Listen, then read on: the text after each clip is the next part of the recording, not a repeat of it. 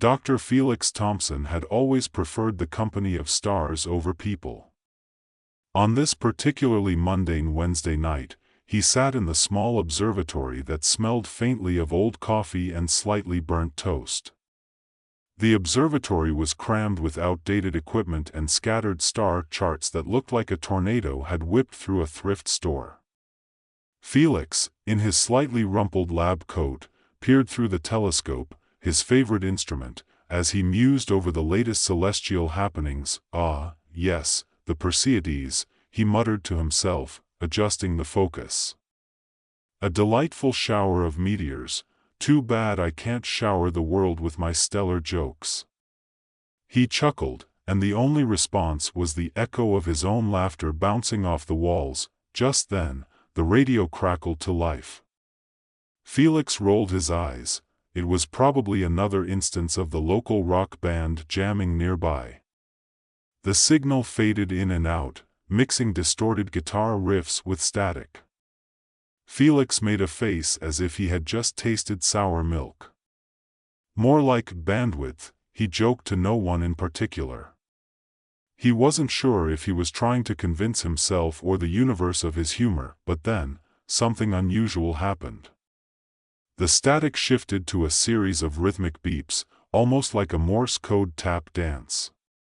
Felix squinted at the dials. He adjusted the knobs, half expecting the radio to turn into a sentient being and scold him for not tuning into something interesting.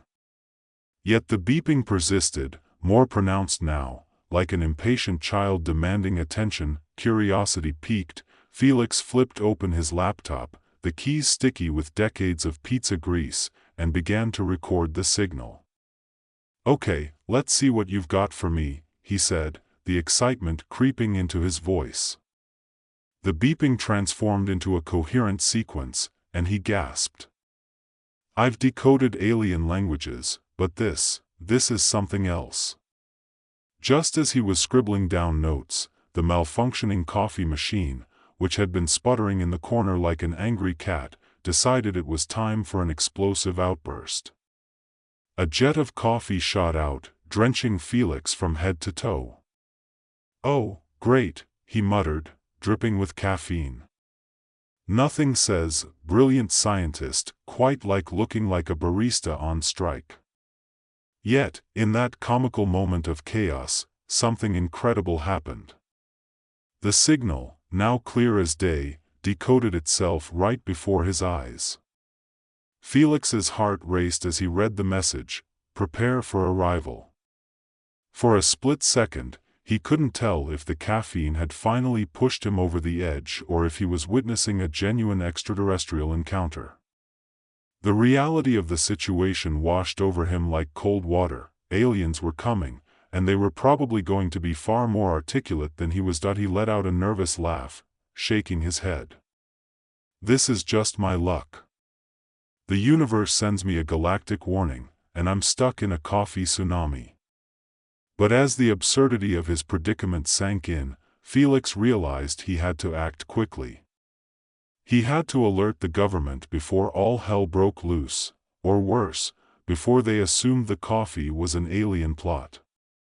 For the next few days, Felix immersed himself in decoding the rest of the signal. He felt like a kid on Christmas morning, fueled by an overabundance of caffeine and disbelief. Yet, his colleagues were less enthusiastic. During a team meeting filled with serious discussions about space debris and the potential for new telescope funding, Felix couldn't contain himself. "Guys, I've got something," he blurted, interrupting Dr. Martin, his boss, mid-sentence. "I decoded an alien signal. They're coming for us." Dr. Martin raised an eyebrow, adjusting his glasses as he regarded Felix. "An alien signal, you say? Are you sure it's not just interference from the new coffee machine?" Murmurs of laughter rippled through the room. Felix felt his face heat up, but he pressed on. "No, really. They're coming. I swear it." He launched into a convoluted explanation of his findings, punctuated by his characteristic puns that fell flat like a deflated balloon. Finally, Mia, his sarcastic assistant, chimed in. "Maybe they want to borrow our coffee machine. I hear it's quite the conversation starter." Her deadpan delivery elicited laughter, but it was Felix's enthusiasm that worried him. He needed someone to take him seriously. Determined, Felix rallied his crew. "We have to go to the source of the signal. It's in the Pacific Ocean." His proclamation was met with more chuckles, but Mia caught his fire. "Let's do it, Felix," she said, her eyes sparkling with mischief. "If anything, it'll make a great YouTube series.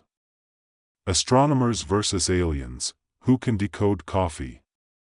The next day, armed with a hastily drawn plan and a less than sterling budget, they found themselves on a rusted boat nicknamed the Starship Scraps. It was more of a floating joke than a vessel, complete with peeling paint and a questionable engine that coughed like an asthmatic seal. "Perfect," Felix muttered, staring at the boat's dented hull. "What's next? An inflatable alien as our co-pilot?" Mia laughed. "Don't give the aliens any ideas. They might think we're serious about interstellar hospitality." As they set sail, the group consisted of a motley crew of amateur astronomers and conspiracy theorists who believed in everything from Bigfoot to the flat Earth. Felix, feeling somewhat responsible for this hodgepodge, tried to maintain a sense of order as they made their way across the choppy waters. "Okay, team. Keep your eyes on the stars and your minds on the signal." Felix yelled over the wind, which promptly whipped his hair into a frenzy. "More like keep your eyes on the fish," one of the conspiracy theorists shouted, casting his line. "They might be aliens in disguise." Mia rolled her eyes. "If they are, I hope they don't ask for coffee." As they approached the coordinates, excitement mixed with anxiety. Felix peered through his telescope, scanning the horizon for any signs of the alien ship. The ocean stretched out like an endless blue blanket, and Felix's heart raced. Would they really find something out there, or had he been chasing shadows? After several hours, the sun began to dip below the horizon, casting an orange hue across the water. Just when Felix thought they might be heading home empty-handed, the telescope revealed a massive shape hovering above the waves. "Everyone! Look!" he shouted, pointing. "There it is!" The boat rocked with enthusiasm as they all squinted in disbelief. There, shimmering against the twilight sky, was a colossal alien spacecraft, sleek and glimmering like something out of a sci-fi movie. Felix's mouth dropped open. This was it. The moment he had been waiting for, and he was not prepared. As they drifted closer, Felix and Mia exchanged incredulous looks. "I can't believe it," Mia said, half laughing, half in awe. "We might actually get to meet aliens." "Let's just hope they don't want our coffee," Felix replied, his heart racing with a mix of fear and exhilaration. Suddenly, a beam of light enveloped the boat, and before they could comprehend what was happening, a group of aliens descended from the ship, their forms lithe and shimmering. They appeared to be humanoid but glowed with a strange, iridescent light. "Greetings, Earth beings," one of them said in a melodic voice that echoed across the water. "We are here to make contact." Felix's mind raced as he struggled to process the scene. This was not how he had imagined first contact at all. He had envisioned something grand, perhaps with a speech about peace and unity.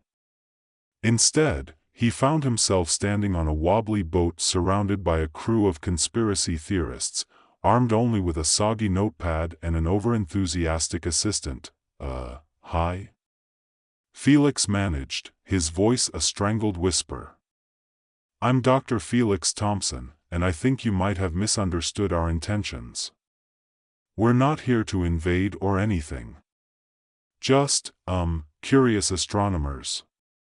The aliens tilted their heads in unison, their expressions inscrutable. We are Zorblax, the Intergalactic Council of Peace. We come in search of aid, the leader announced, gesturing toward the stars. Felix's stomach dropped. Aid? For what? A rogue asteroid threatens our home. We seek knowledge and assistance to avert disaster, Zorblax explained, their glow intensifying. We received your signal and interpreted it as a call for help. Felix blinked. Wait, so you're not here to invade? You're here for help? Indeed, Zorblax replied, clearly confused by Felix's reaction. You appear startled. We assumed your signal indicated urgency. Right, Felix stammered, trying to regain his composure. That was my bad. Let me clarify, the urgency was mostly about me getting coffee, not intergalactic warfare. The aliens looked perplexed, and Mia stifled a laugh behind her hand. Felix felt a wave of embarrassment wash over him, but also a flicker of hope.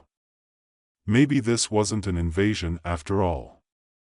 Let's sort this out, he said, gesturing for everyone to gather. If you're facing an asteroid crisis, we need a plan. But first, with the framework of an intergalactic talent show laid out, Felix felt a surge of excitement. This was the moment he'd been waiting for, a chance to unite humans and aliens through laughter and music. He could already envision the cosmic camaraderie that could emerge from shared experiences, if he could just keep the aliens from declaring war over his terrible jokes. All right, team. Felix said, rallying the crew aboard the starship Scraps. We have a mission. Let's show Zorblax and his friends the true essence of humanity, and by essence, I mean our ability to embarrass ourselves in front of others. Mia grinned, already flipping through a battered playlist on her phone. What do you think? Classic rock? Pop? Or should we lean into something really out there, like polka? Felix considered the options. Why not all of the above? The aliens might appreciate the diversity. Plus, if they get bored, we're toast. As they began to prepare for the event, Felix and Mia encountered various challenges. Zorblax's crew was keen on showcasing their own skills, but their understanding of human entertainment was as off-kilter as Felix's coffee-drenched shirt. They produced strange instruments that looked like they were made from recycled spaceship parts. One of the aliens picked up what appeared to be a cross between a guitar and a luminescent octopus, and plucked at its tentacles, producing sounds that were both melodic and alarmingly dissonant. Is that supposed to be music?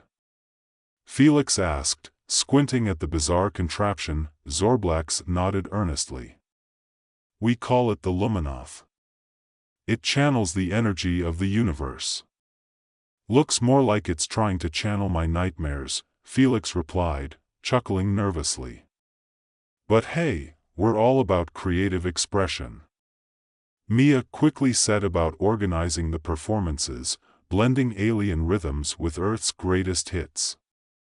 They decided on a simple structure: humans would go first, followed by aliens.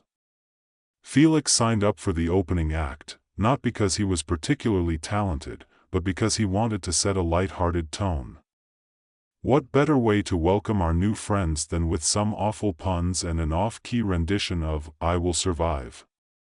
As they worked through the logistics, the makeshift stage aboard the starship Scraps came alive.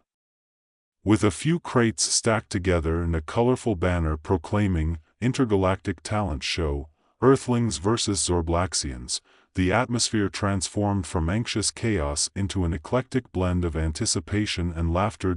On the day of the talent show, the crew gathered, including the aliens who had donned bizarre costumes that shimmered in the fading light. The contrast between their otherworldly appearances and the human participants was stark. Felix couldn't help but think how surreal it was to stand on a creaky boat surrounded by beings from another galaxy, all united by a shared goal, not saving the universe from destruction, but showcasing their peculiar talents. "Welcome, esteemed beings of the cosmos," Felix announced, standing awkwardly in front of the makeshift stage. "Tonight, we will celebrate our differences and similarities, and prove that music is the universal language, even if I'm more fluent in dad jokes than actual lyrics." He launched into his rendition of "I Will Survive," delivering each line with exaggerated passion and flailing arms, causing laughter to ripple through the audience. To his delight, Zorblax's crew began to mimic him, adding their own alien harmonies. They didn't quite understand the lyrics, but their enthusiasm transformed the song into a cosmic celebration of survival, punctuated by unintentional but charmingly synchronized dance moves. As the evening progressed, the talent show showcased a variety of acts. One alien juggled what appeared to be sentient glow worms, while Mia belted out a karaoke version of "Total Eclipse of the Heart," which surprisingly resonated with the aliens, who emitted sounds resembling enthusiastic chirps. The crowning moment came when Zorblax took the stage. With a flourish, he revealed a glowing orb that began to pulse in time with a slow beat. "We present to you the Galactic Serenade," he declared, and with that, the orb projected images of stars and galaxies dancing across the sky. The aliens sang in perfect harmony, creating a melody that was both haunting and beautiful, resonating deeply with Felix and his crew. Felix stood in awe, feeling the weight of the moment. For all their misunderstandings, the beauty of their differences shone through. They weren't just two species colliding, they were two cultures embracing the same art form in wildly different ways. As the finale approached, Felix gathered his friends and the aliens on stage for a group performance of a mashup. "Let's bring it all together," he shouted, feeling the adrenaline rush through him. With Mia leading the charge, they mixed an upbeat pop song with Zorblax's ethereal melodies. The result was chaotic yet exhilarating, a true representation of their newfound camaraderie. As they finished, applause erupted, human and alien alike, each appreciating the effort and the joy that had blossomed from their unexpected collaboration. Felix felt a warmth in his chest. They had turned a potential disaster into a celebration. "Thank you, beings of the universe," Felix said, panting but exhilarated. "You've shown us that even when we're from different worlds, laughter and music can bring us together. And if you ever need a karaoke partner, you know where to find me." Zorblax approached, glowing brighter than ever. "Your humor is peculiar, but we find it most engaging. You have proven yourselves worthy allies." Felix couldn't help but laugh. "That's the kindest thing anyone has ever said about my sense of humor." After the talent show, the aliens shared their technology with Felix and his team, offering insights into asteroids and how to divert them. They even left behind the glowing orb, which Felix deemed the intergalactic karaoke machine. The implications of their collaboration became clear. They could work together to protect both Earth and Zorblax's home. As they sailed back, the mood was buoyant. The ocean shimmered under the stars, and Felix felt a sense of accomplishment. They had forged connections that transcended their differences. He looked at Mia, who was now sitting at the helm, grinning ear to ear. "Think we'll get a reality show out of this?" she teased, flicking her hair back dramatically. "Only if we can include the part where the aliens tried to roast marshmallows with their laser beams," Felix shot back, his heart swelling with pride. And as they headed toward the shore, Felix realized he had not only decoded an alien signal but also learned the importance of humor and creativity in forging connections. Perhaps the universe had a plan for him after all, a cosmic comedy of errors that turned into a beautiful collaboration. As they docked, Felix looked up at the stars, filled with hope. Next time, maybe I'll try my hand at composing an alien symphony. Mia laughed. Just remember to save some coffee for our next interstellar guests. And with that, Felix felt ready for whatever absurdity awaited him next.